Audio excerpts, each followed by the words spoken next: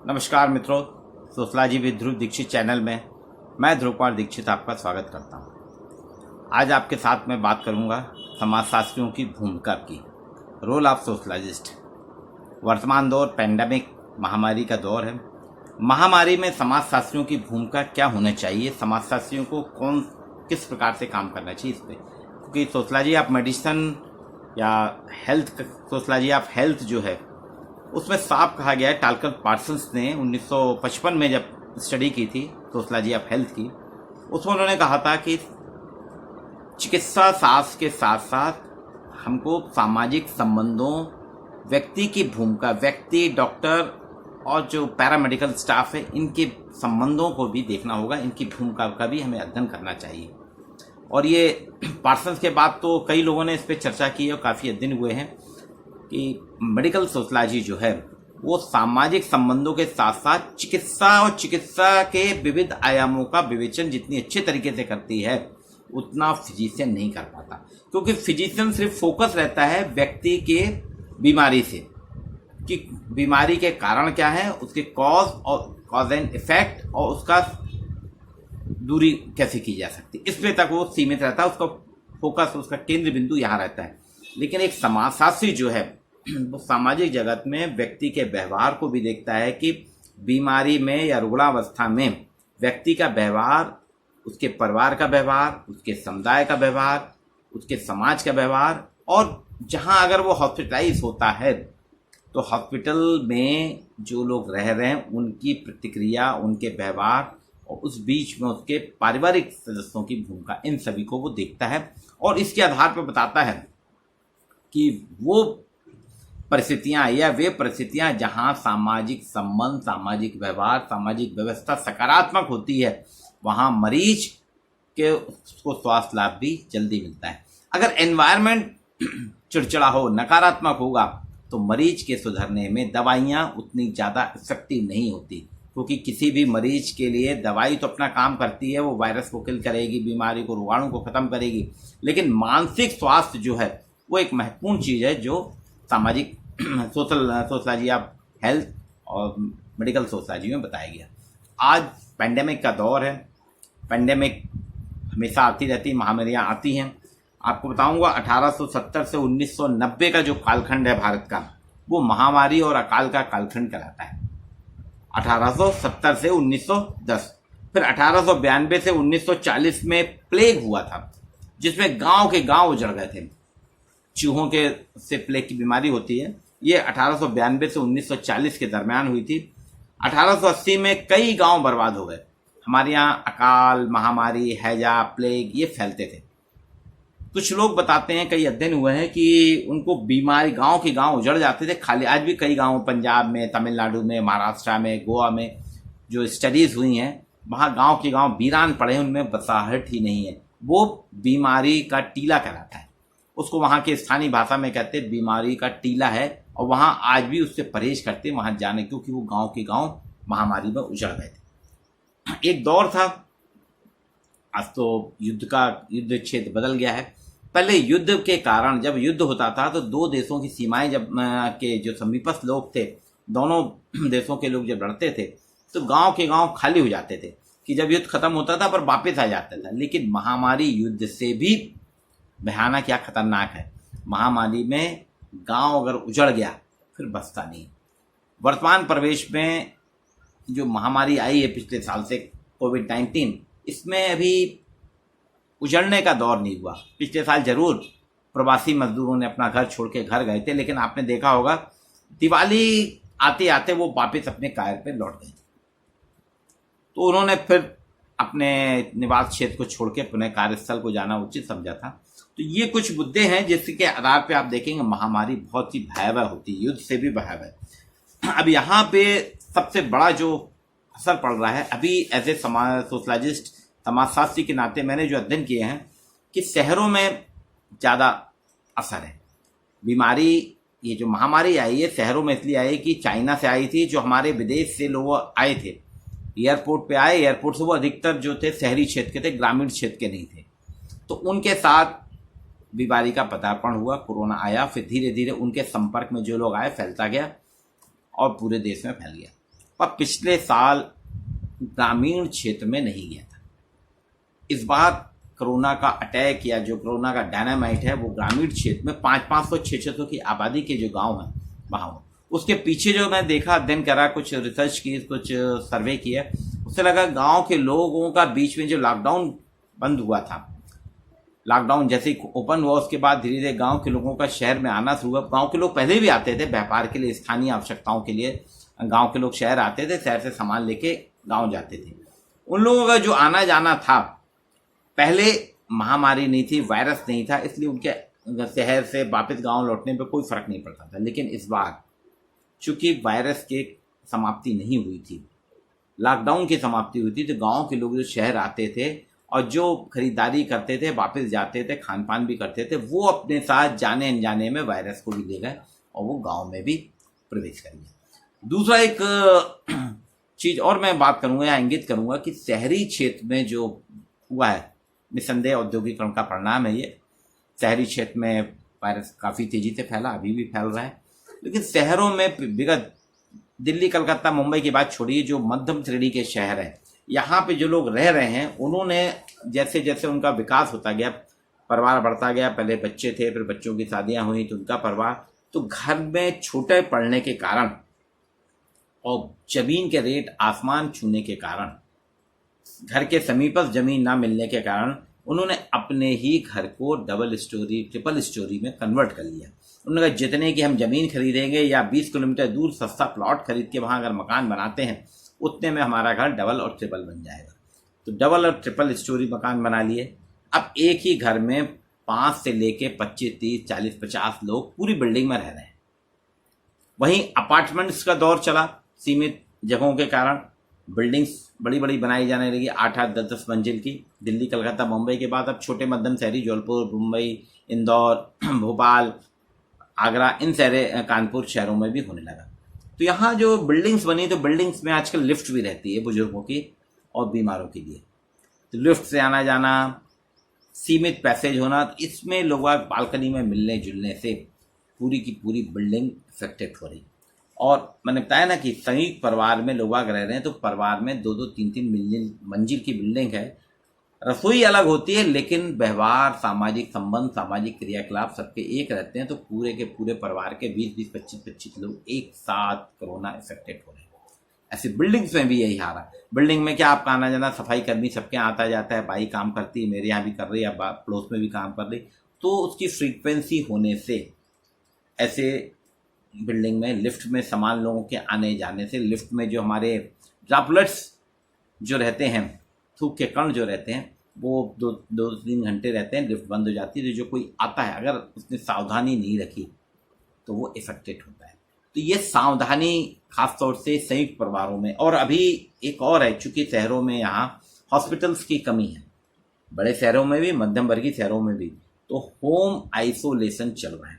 अब home isolation एक बहुत खतरनाक है। जरा सी सावधानी आपकी घटी तो वो व्यक्ति जो होम आइसोलेशन में, वो तो है पीड़ित, संक्रमित, लेकिन पूरा परिवार संक्रमित हो जा रहा है। ये कुछ तो इसमें ऐसे में एज ए सोशलॉजिस्ट क्या होना चाहिए? तो सबसे पहले मैंने क्या है, समाज का भ्रम दूर कर, हम सभी समाज शास्त्रियों की जिम्मेदारी है ऑनलाइन, ट्विटर के माध्यम से, ये यूट्यूब के माध्यम से, इंस्टाग्राम के माध्यम से, फेसबुक में आना, सब गुड मॉर्निंग और किसी की मृत्यु पे ओम शांति दुखद है, ये सब ना करके हम ऐसे वीडियो बनाएं, अपनी स्टोरी लिखें, ब्लॉग लिखें, जिससे कि समाज का भ्रम दूर हो। फिजिकल डिस्टेंस को समझाएं। सोशल डिस्टेंस और फिजिकल डिस्टेंस में बहुत बहस हो चुकी है। फिजिकल डिस्टेंस ही जरूरी है, आपको लोगों से दूर रहना है, दूरी, और उसका दूरी के आपको महत्व बताना पड़ेगा। एज ए सोशलॉजिस्ट आप बता सकते हैं फिजिकल डिस्टेंस के क्या फायदे हैं, मास्क क्यों जरूरी है, मास्क से आपकी क्या रक्षा होगी, आपका क्या बचाव होगा, मास्क आपके लिए कितना फायदेमंद, और कौन सा मास्क, वहां पे भी है कि आपको किस प्रकार का मास्क लगाना है, ये सारी चीजें। क्राइसिस की प्लानिंग करना सोशलॉजिस्ट सिखा सकता है। क्राइसिस मैनेजमेंट आपको समझना होगा। जब भी क्राइसिस आती है, ये एक अभी इतनी जल्दी जाने वाला नहीं है मित्रों, वैक्सीनेशन हो रहा है, फिर भी जो स्ट्रेटजीज है जो एक्सपर्ट्स बता रहे हैं कम से कम ये 2021, 2022, 2023 तक रहेगा। और आगे भी इस प्रकार की संभावनाएं व्यक्त की जा रही हैं कि औद्योगिकरण, आधुनिकीकरण और नगरीकरण के ये बाई प्रोडक्ट उत्पाद के रूप में आपको मिलते रहेंगे। तो हमको क्राइसिस मैनेजमेंट को भी समझना होगा। ये सोशलाइजिस्ट बता सकता है कि क्राइसिस में आप किस तरीके से कैसा व्यवहार करें, कैसे सामाजिक संबंध रखें। मेडिकल नॉलेज हमें बहुत ज़रूरी है। हर व्यक्ति को ज़रूरी नहीं कि वो MBBS की डिग्री ले, लेकिन मेडिकल नॉलेज प्राप्त करना बहुत ज़रूरी है। मेडिकल एपरेटस जो हैं, ऑक्सीमीटर कैसे यूज़ करना, थर्मामीटर कैसे उपयोग करना, आप घर में ऑक्सीजन सिलेंडर रखें तो उसका कैसे उपयोग करें, ये सारी चीज़ें आपको सीखना पड़ेगी। ये एक तो सोशलॉजी की क्लास में सोशलॉजिस्ट अपने ऑनलाइन या ऑफलाइन जब हो तो बच्चों को अपने पाठ्यक्रम के साथ साथ 5 मिनट 10 मिनट का समय निकाल के इन सारी चीज़ों की जानकारी दें। अभी आपने देखा होगा क्योंकि भ्रम जो बहुत फैल रहा है ना, कई ऐसे वीडियो आ रहे हैं, लोगों ने कहा कि नाक में नींबू डालो, कोरोना 2 घंटे में दूर हो जाएगा, या गिलाय ले लो, गिलाय में ये मिला लो, इतना काढ़ा पी लो ये, लेकिन उसके साइड इफेक्ट नहीं बता रहे हैं और कई लोग उसमें नुकसान हो रहा है। कई तरह के अंधविश्वास चल रहे हैं, कई कोरोना बाबा समाज में बहुत हैं। तो समाजशास्त्रियों की भूमिका है कि वो कोरोना बाबाओं जो झाड़ फूक तंत्रमंत्र कर रहे हैं ना, ताबीज गंडा बांध रहे हैं, उनसे बचाने के अवेयरनेस कर, क्योंकि अभी भी हमारे यहाँ भ्रांतियाँ बहुत हैं। मैंने बताया ना, खान पान को बहुत ज़्यादा हाईलाइट कर दिया। आपकी बॉडी में विटामिन की ज़रूरत है क्या, आपको ये भी तय करना होगा। आप अच्छा सात्विक भोजन कर रहे हैं, आपको उतनी जरूरत नहीं। हम लिमसी भी ले रहे हैं, जिंकोविट भी ले रहे हैं, ग्लाइवटी भी ले रहे हैं, सब चीज़ ले रहे हैं, ये कहीं ना कहीं आपके इम्यून को तो बढ़ाएगा लेकिन उसके साइड इफेक्ट भी करेगा। तो ये भी हमें ध्यान रखना है। ये सोशल अवेयरनेस, मैंने कहा ना आपको, मेडिकल नॉलेज बहुत जरूरी है। तो मेडिकल सोशलॉजिस्ट के नाते हम सभी सोशलॉजिस्ट को, समाजशास्त्रियों को अपने समाजशास्त्र की कक्षाओं में ये एक सामाजिक स्वास्थ्य का विषय बताना पड़ेगा, सामाजिक स्वच्छता का विषय पढ़ाना पड़ेगा। स्वच्छता क्यों जरूरी है, स्वच्छता कैसे करना चाहिए, स्वच्छता के मापदंड क्या है। वैक्सीन का महत्व, ये भी समाजशास्त्र का विषय है कि टीकाकरण, प्रतिरोधक क्षमता वाली दवाइयाँ ये क्यों जरूरी हैं, टीकाकरण क्यों करना चाहिए, एक्सरसाइज क्यों करना चाहिए, योग क्यों करना चाहिए। ये सारे महत्वपूर्ण सवाल जो हैं, जो वैक्सीनेशन पे बहुत सफर। अभी एक वीडियो आया, एक महिला का कहना है कि अगर वैक्सीन लगे मैं मर जाऊंगी तो मेरी 4 बेटियां, उनकी शादी कौन करेगा, सरकार हमको 50-50 हज़ार दे दे। कुछ का कहना है कि ये भ्रांतियां है ना, भ्रम फैलाए जाते हैं। कुछ लोगों ने कहना है ये सरकार का जनसंख्या नियंत्रण का एक स्ट्रेटजी, एक प्लान है, वैक्सीनेशन के माध्यम से वो जनसंख्या नियंत्रण करना चाहती है। तरह तरह के वीडियो व्हाट्सएप पे खूब आ रहे हैं। तो मेरा ये कहना है कि यहाँ पे समाजशास्त्रियों की भूमिका हो जाती है, वो अफवाहों का निराकरण करें, भ्रम से समाज को बचाने का प्रयास करें। घर की व्यवस्था आपको करना होगी। वर्क फ्रॉम होम का कल्चर आ गया है, आपको घर से ही काम करना है। मैं आपको घर से वीडियो बना के दे रहा हूँ, आपके ऑनलाइन क्लासेस ले रहा हूँ। तो हमको अपने घर का एनवायरनमेंट वैसा बनाना पड़ेगा, क्योंकि ये पिछले साल से जब वर्क फ्रॉम होम की स्थिति आई है, वर्क फ्रॉम होम को आपको समझना होगा। कारपोरेट जगत ने वर्क फ्रॉम होम करके सामाजिक सुरक्षा जो है आपकी खत्म कर दी, आपकी छुट्टियां खत्म कर दी, आपको 24 घंटे काम करा रहे हैं।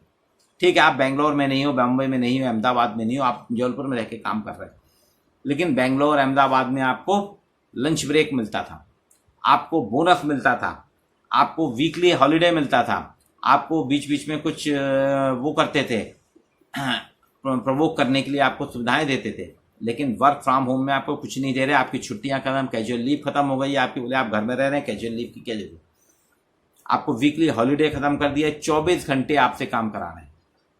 सोशल सिक्योरिटी खत्म, पेंशन तो 2003 से खत्म हो गई थी, उसके साथ साथ अब और भी, अब जब चाहे तब वो आपको वर्क फ्रॉम होम में बाहर भी कर सकते हैं। ये कारपोरेट जगत में एक नया फंड है। तो वर्क फ्रॉम होम में ये एक सिकनेस है, लोगों में एक मेंटल टेंशन रहता है, तनाव रहता है कि मेरी नौकरी तो नहीं चली जाएगी। कई लोगों की नौकरी चली गई। आपको जैसे स्कूल कॉलेज बंद है, बच्चों को आप पढ़ाना शुरू करिए। आपको बच्चे, आप शिक्षक हैं, आस पड़ोस के बच्चों को आप पढ़ाना, उनको शिक्षा से जोड़े रहिए, क्योंकि उनका भविष्य खराब हो रहा है। तो वर्क फ्रॉम होम में आपको अपने घर के व्यवस्था ऐसी करना पड़ेगी। घर में एक ऐसा बना लीजिए, टाइम टेबल बनाइए। मैं नहीं कह रहा कि आपके 2 कमरों का मकान है तो 2 कमरों में आप एक अपने रूम, नहीं, सामूहिक है सबके परिवार के लिए। आप उसमें अपना स्लॉट बनाइए, टाइम टेबल बनाइए कि इतने बजे इतने तक मैं ये वीडियो बनाऊंगा, इतने बजे से इतने बजे तक मैं ऑनलाइन टीचिंग लूँगा। ये आपको मैनेज करना होगा वर्क फ्रॉम होम, क्योंकि घर में भी पारिवारिक वातावरण इससे गड़बड़ा रहा है, पारिवारिक उन्मेष बिगड़ रहे हैं, परिवार में द्वंद्व की स्थिति हो रही है। तो यहाँ सोशलॉजिस्ट समाजशास्त्रियों की भूमिका आती है कि वो पारिवारिक सामंजस्य कैसे स्थापित करें। बीमारी से बचें, हमको बीमारी से बचना है, बीमारी से बचना है, बीमारों से नहीं बचना। एक बहुत गंदी मानसिकता आ गई है कि अगर सामुदायिक भावना हमारी जो थी, सामुदायिक भावनाएं समाप्त हो गई हैं। आज सामुदायिक भावना समाप्त होने के कारण ये है कि हम हमारे पड़ोस में अगर कोई बीमार होता है, हम अपना दरवाज़ा बंद कर लेते हैं और ये कोशिश करते हैं कि हमारा सामना ना हो। हमको कम्युनिटी फीलिंग रखना होगी। ठीक है, बीमारी है, आ गई, किसी के साथ भी हो सकता है, वायरस किसी को इफेक्ट में ले सकता है। ये स्थिति है कि कई दृष्टांत हुए हैं कि किसी के यहाँ कमी हो गई है। ठीक है, कोरोना प्रोटोकॉल में तो आजकल अंत्येष्टि जो मैकेनाइज हो गई है, एक सरकारी मैकेनिज्म के तहत किया जा रहा है क्रियाक्रम, अंतिम रस्म अदायगी सरकारी शासकीय ब्यूरोक्रेसी अधिकारी तंत्र के मैकेनिज्म के साथ हो रही है। आप जा नहीं सकते, जाएंगे तो सीमित लोग जाएंगे, सीमित समय में करेंगे। ये सारी चीज़ें मैकेनाइज्ड होते हैं, वो या तो दफनाया जाता है या जलाया जाता है, जो भी अंतिम जिनके यहाँ जैसे चलते हैं प्रश्न, वो मैकेनाइज्ड होता है सरकारी तंत्र के माध्यम से। आप तो यहाँ पे मानसिकता थोड़ी बदल रही, तो उसमें हमें लोगों के साथ में थोड़ा संयम रखना होगा, उनके साथ सामुदायिक भावना है। कई लोग अकेले पड़ गए हैं, सरकारी कर्मचारी ना हो तो वो उनके यहाँ कोई खड़ा नहीं हुआ। दूसरी चीज़, अगर किसी के यहाँ ऐसी स्थिति होती है, अचानक किसी की मृत्यु हो जाती है, तो घर में बच्चे हैं, मान लीजिए फादर मदर दोनों खत्म हो गए, छोटे छोटे बच्चे हैं, तो आपको एज ए सोशलाइजिस्ट इस सामुदायिक भावना के तहत आपको उनको प्रोटेक्शन देना होगा, उनको सुरक्षा देना होगी। एज ए सोशलाइजिस्ट सबसे बड़ी बात यह है, मैं यहाँ बताऊँगा कि पैनिक ना फैलाएं। समाज में जो वर्ग पैनिक फैला रहा है उसका पर्दाफाश करें, भ्रम का निवारण करें, मेडिकल अवेयरनेस फैलाएं, लोगों को जानकारियां दें, लोगों के बीच में एक ऐसा माहौल, शैक्षणिक माहौल पैदा करें। ये सिर्फ समाजशास्त्री कर सकता है। अर्थशास्त्री, राजनीति शास्त्र का फील्ड अलग है, बायोलॉजी वालों का फील्ड अलग है, गणित वालों का फील्ड अलग है। समाजशास्त्री का फील्ड तो समाज है ना, परिवार, समुदाय, संस्था। आपका अध्ययन ही, आपकी प्रयोगशाला ही समाज है, जिसमें समूह है, संस्था है, समाज है, आपके संबंध है, नातेदारी है, जाति है, धर्म है। तो आपको इनके साथ रहते हुए कैसा बिहेवियर करना है, कैसा व्यवहार करना है, सामाजिक व्यवहार हमारे सामुदायिक होना चाहिए, इसके बारे में आपको पठन पाठन करना होगा। ये सबसे बड़ी रिस्पॉन्सिबिलिटी, सबसे बड़ी समाजशास्त्रियों की है कि वो सामाजिक संदर्भ में आगे आके अपनी जिम्मेदारियां लें, लोगों को सामुदायिक भावना के लिए, सामुदायिक कार्यों के लिए प्रेरित करें। ये role of sociologist in pandemic, इस पे मेरा था, और मैं चाहता हूँ कि आप लोग भी यहाँ आएँ और प्रयास करें कि पैंडेमिक जैसी सिचुएशन के पहले जहाँ जहाँ कॉलोनीज, मोहल्ले हैं, वहाँ सामुदायिक, गाँव में तो सामुदायिकता है। देखिए लास्ट ईयर आपका दृष्टांत होगा, गांव वालों ने सामुदायिक रूप से, कम्युनिटी डेवलपमेंट था, वहाँ सामुदायिक विकास की भावना थी, उन्होंने बाहर से लोगों को आना जाना टोटली बंद कर दिया था। और कोई बाहर से आता भी था, जो प्रवासी मजदूर आते थे उनको अलग स्कूल वगैरह में रखते थे 10 दिन 15 दिन, और उनके खाने पीने की व्यवस्था करते थे, और 10-15 दिन के बाद ही उसको अपने परिवार में एंट्री देते थे। तो ये इस प्रकार के कुछ प्रयोग हमको करना होगा, क्राइसिस ना हो। लॉकडाउन में हम अनावश्यक बहुत सामान खरीद लेते हैं, जो परेशान है, गरीब है, उसका तो सामान लीजिए आप, उसको 4 पैसे की मदद भी होगी, लेकिन आप अनावश्यक सामान ना लाएं। और एक ऐसा मैनेज करें, कम्युनिटी फीलिंग आना चाहिए। हमको नागरिक चरित्र अपना स्पष्ट करना, क्योंकि हमारा नागरिक चरित्र जो है, जो सिविलियन कैरेक्टर है, वो हमारा समाप्त, वो हम अपने तक सिमट रहे हैं। ये यहाँ पे समाजशास्त्रियों की भूमिका है कि वो इस पे काम करें और नागरिक चरित्र को सुदृढ़ करें। समाज, सरकार पे डिपेंडेंसी हम कम करके सामुदायिक डिपेंडेंसी, सामुदायिक निर्भरता को आगे बढ़ाएं। ये मेरा वीडियो आपको कैसे लगा, इसको आप लाइक कीजिए, सब्सक्राइब कीजिए। Sociology with Dhruv Dikshit channel में आपको इसी प्रकार से नए नए मुद्दे आपके साथ प्रस्तुत करूंगा। आप लोगों के सुझाव आमंत्रित हैं, आप लोगों में जाएंगे और मैं उस पर अमल करूंगा, और आपको ऐसे ही समाजशास्त्र से जुड़े विभिन्न मुद्दों पर चर्चा करूंगा, और चर्चा में आप लोग भी शामिल हैं। आज के लिए इतना ही।